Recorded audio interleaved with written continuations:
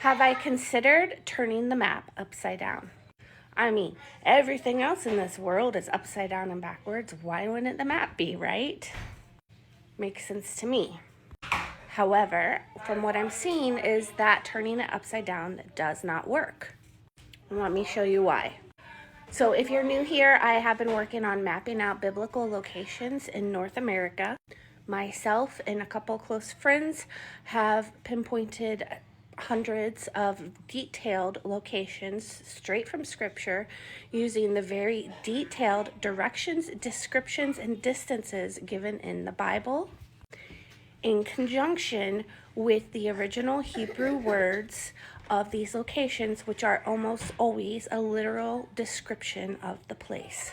Now, I get asked about flipping the map multiple times a week, and I have talked about it some in other videos, but let's talk about it again. There are so many examples of why flipping the maps doesn't work in correlation with the directions that the Bible is giving us. I'm not quite sure where to start to try to start explaining this. But let's just start with the basics. So if you've been following me, you know that Salt Lake City was Jerusalem, and that the Great Salt Lake is the Dead Sea, or the Salt Sea as it's called in the Bible, and that Utah Lake, this little one down here, is the Sea of Galilee. Now the Jordan River runs in between these two bodies of water. It runs from the Sea of Galilee and runs north and empties into the Great Salt Lake. Now there are lots and lots of scriptures referencing the east side of the Jordan, eastward of Jordan, and even the side of Jordan towards the rising sun. There are also scriptures referencing west of the Jordan. So I'm not going to go over all of this because this would take videos and videos upon itself, but I have talked about most of these scriptures in other videos and mapped it out for you guys. But here are some of those scriptures referencing eastward toward the sun rising. And I know these don't necessarily mean anything to you unless you know where these locations are. But we have mapped out all of these locations, so we know where these locations are, and it does match the directions given in Scripture. For example, even today, the land on the east side of the Jordan is called Moab today.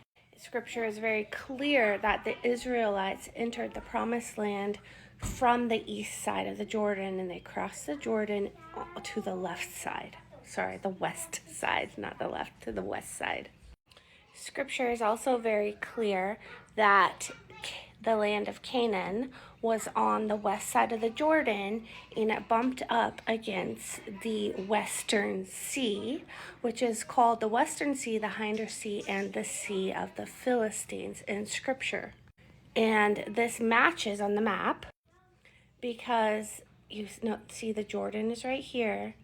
Canaan is all this area through here, and the Western Sea was the Great Basin, which is a little off the screen there to the left, and we have mapped all of that out as well.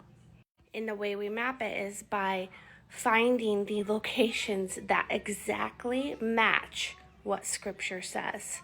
Very, very detailed. We have pinpointed springs and rivers and streams, as well as ruins and hills and slopes facing a certain direction. Very detailed. There are also scriptures referencing the west side of the Jordan, and also saying towards the setting sun. So Mount Gerizim and Mount Ebal are on the west side of the Jordan. And when you study that out in great detail, you are able to pinpoint these locations and all the surrounding landmarks that go with these locations, right? And again, I can't explain all of that in this video, but I mean, that's what all my other videos are about, is showing you these locations in detail. So this is just kind of an overview. The other thing is this area here, all the way down to Nevada, is Canaan, okay? The land of Canaan. And Abraham. So then if you take all of that information in conjunction with like the storyline of Abraham and Sarah, and their travel patterns from Egypt and Hebron, and then with Lot.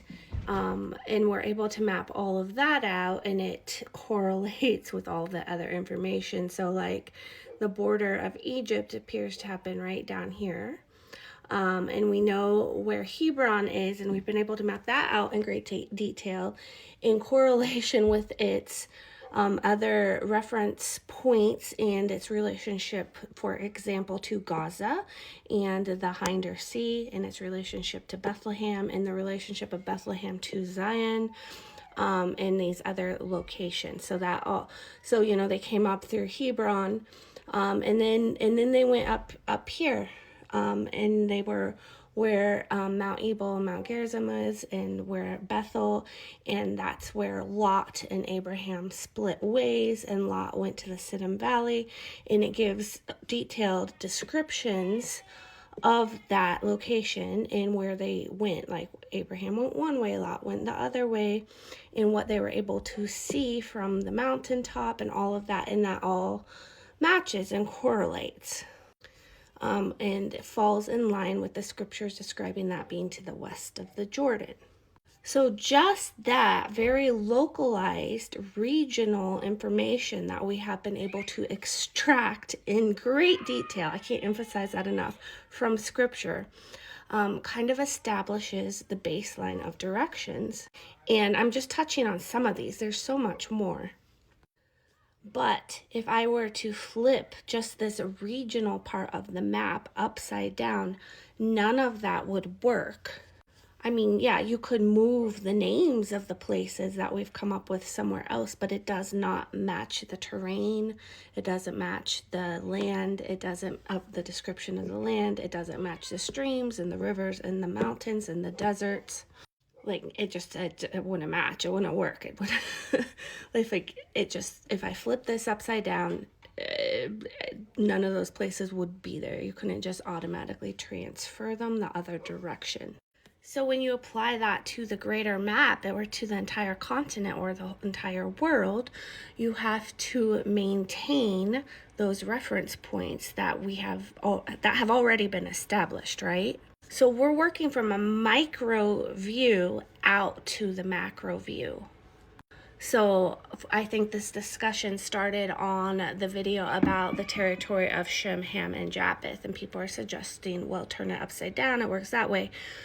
Well, maybe from a macro level it could, but if you don't have any of this more detailed micro information, you could think that, okay, yeah, it'd be easy to flip it. This could make sense. Like, this area could be this region, this area could be this region. But you have to zoom in on a much more detailed level and see and start from there and work your way out. I think a lot of people are trying to work their way out and then bring it in. And I think it's important to work your way, start inward, start on a tiny, small, regional area and expand out. And as far as the Mississippi being the Nile, everyone wants to think that, but when you really study out the scriptures and track all of the travel and activities between Judah and Egypt, it doesn't work. No matter way you flip it or twist it or bend it, the Mississippi is just too far away, for one thing, to match any of these storylines. Also, it's very clear that Egypt was south of Judah, not east. And since we know the boundaries of Judah, we know where Judah is, we know where the territories within Judah are, the 12 tribes, it's easy to see this once you put all that information together. So then you take the scriptures that reference, Assyria being to the north. And you're like, okay, yes, that makes sense, and I can trust that scripture. Lebanon refers to snow-capped mountains, right? The White Mountains. The White Mountains are to the north of Utah, not to the south. And as far as old maps go, not all old maps are accurate or honest. I think many maps were actually created to cause confusion. So just because it's old doesn't mean it's accurate. A lot of this confusion was really driven home like in the 17 and 1800s. We hope that helps. I'm out of time, but let me know what questions you have. I'm happy to try to explain more.